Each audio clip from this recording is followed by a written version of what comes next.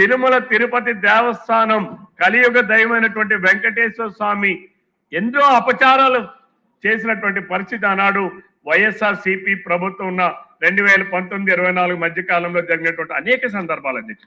అంతేకాదు అధ్యక్ష, పరకామణి చోరీ అధ్యక్ష. జగన్మోహన్ రెడ్డి గారు మనం మాట్లాడుతున్నాడు అధ్యక్ష. పరకామణి చోరీ అనేది చాలా చిన్న విషయం, చిన్న పిల్లాడు ఏదో తెలియక చేశాడు, దానిని పెద్దగా మాట్లాడుతున్నారని చెప్పి దొంగని దొరగా మార్చేటటువంటి పరిస్థితిలో మాట్లాడుతూ ఉన్నారు అధ్యక్ష. పరకామణిలో కొన్ని కోట్లాది రూపాయలు విదేశీ కరెన్సీని దొంగలించారని కేసు పెడితే ఆ కేసుని రాజీ చేయించారు అధ్యక్ష. ఆ దొంగ సొత్తుని తిరుమల వెంకటేశ్వర స్వామికి ఆయన ఏదో దయతో ఇచ్చినట్టుగా కొంత దానం ఇప్పించి మిగిలిందంతా కూడా వైసీపీ అనునయులు వైవి సుబ్బారెడ్డి గారి నేతృత్వంలో చాలా దిగ్విజయంగా ఆ ఆస్తులన్నీ కూడా పంచుకున్నటువంటి సందర్భాలు అధ్యక్ష. అంతేకాక అధ్యక్ష, గోవిందరాజు స్వామి బంగారం కూడా మాయమైనటువంటి పరిస్థితి ఈరోజు పత్రికల్లో చదువుతున్నాం అధ్యక్ష. గోవిందరాజు స్వామి గారి శిఖరాన్ని మార్చాలి, 9 లేయర్లు వేయాలి అధ్యక్ష తాపడాన్ని. దానికి 100 కేజీలు కేటాయించారు అధ్యక్ష.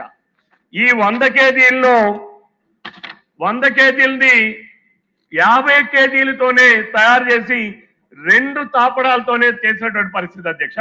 అంటే 50 కేజీలు బంగారాన్ని గోవిందరాజుల స్వామి ఆలయానికి చేసే తాపడంలో కూడా తస్కరించినటువంటి పరిస్థితి అధ్యక్ష.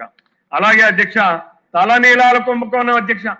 అంటే జగన్మోహన్ రెడ్డి గారి ప్రభుత్వంలో వైవి సుబ్బారెడ్డి గారు, భూమరి కరుణాకర్ రెడ్డి గారు ఉన్నటువంటి ఆ ట్రస్ట్ బోర్డు కాలంలో అధ్యక్ష ఏది కూడా అవినీతికి ఏది దూరం కాదు, అన్నిట్లో కూడా అవినీతి జరిగిందనడానికి ఎక్కడో మయన్మార్ అధ్యక్ష. తలనీలాలు కూడా అక్కడ దొంగతనం స్మగ్లింగ్ అవుతుంటే అధ్యక్ష ఎక్కడ నుంచే ఆరాధిస్తే అధ్యక్ష ఇది తిరుమల వెంకటేశ్వర స్వామి నుంచి వచ్చినటువంటి ఆ కేస అక్కడి నుంచి మేము తీసుకొచ్చామని చెప్పేటటువంటి పరిస్థితి అధ్యక్ష.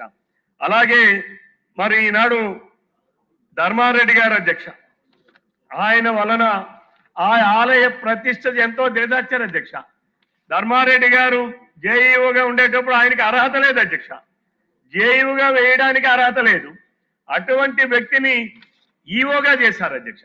అంటే అర్హత లేని వ్యక్తిని తీసుకొచ్చి జగన్మోహన్ రెడ్డి గారి అక్రమ కేసులు ఏవైతే అవినీతి కేసులు ఉన్నాయో, ఏవైతే అవినీతి కేసుల్ని మాఫీ చేసుకోవడం కోసం దానికి కూడా ఆయన ఎప్పటికప్పుడు ఢిల్లీ వెళ్ళి కొంత లాబింగ్ చేసేటువంటి పరిస్థితులు అధ్యక్ష. రవికుమార్ గారు, ఇప్పటికి 10 నిమిషాలు అయింది, లడ్డు అనే పదం మీ దగ్గర నుంచి రాలా. అంటే నేను అధ్యక్ష మీరు ఇంటర్వెన్షన్ కాకపోతే ఐ విల్ ఫినిష్ చెప్పా అధ్యక్ష. మీరు ఉన్నదే kindly allow me మీ విచక్షణ అని కూడా చెప్పాను అధ్యక్ష. నేను ఇప్పటి వరకు మీరు అధ్యక్ష allow me లఘు చర్చ లడ్డు మీద allow me to speak అధ్యక్ష. నేను ముందే చెప్పాను, గౌరవ మంత్రి గారు కల్తీ నెయ్యికి సంబంధించి సిట్ నివేదిక చాలా స్పష్టంగా అన్ని వివరాలతో కూడా పొందుపరిచారు అధ్యక్ష.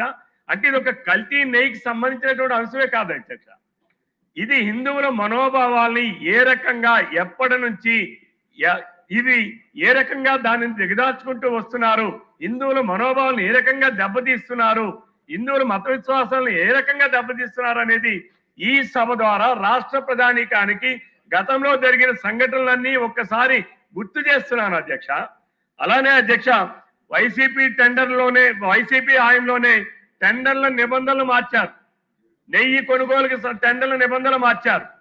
ఎందుకోసం మార్చారు, ఎవరి కోసం మార్చారని కూడా ఒక్కసారి చాలా స్పష్టంగా గౌరవ మంత్రి గారు ఇచ్చిన నివేదికలో ఇచ్చేశారు అధ్యక్ష. ఇంకొక లాస్ట్ అధ్యక్ష, గౌరవ ముఖ్యమంత్రిగా పనిచేసినటువంటి జగన్మోహన్ రెడ్డి గారు అధ్యక్ష, అన్యమతస్తులు ఎవరైనా టీటీడీని దర్శించాలంటే వెంకటేశ్వర స్వామిని డిక్లరేషన్ ఇవ్వాలి అధ్యక్ష. గౌరవ ముఖ్యమంత్రిగా పనిచేసినటువంటి జగన్మోహన్ రెడ్డి గారు డిక్లరేషన్ పైన సంతకం చేయడు. ఆయన పట్టు వస్త్రాల సమర్పణకి సతీ సమేతంగా ఎప్పుడూ వెళ్ళలేదు అధ్యక్ష. శ్రీవారి ప్రసాదాన్ని ఎప్పుడూ స్వీకరించలేదు అధ్యక్ష.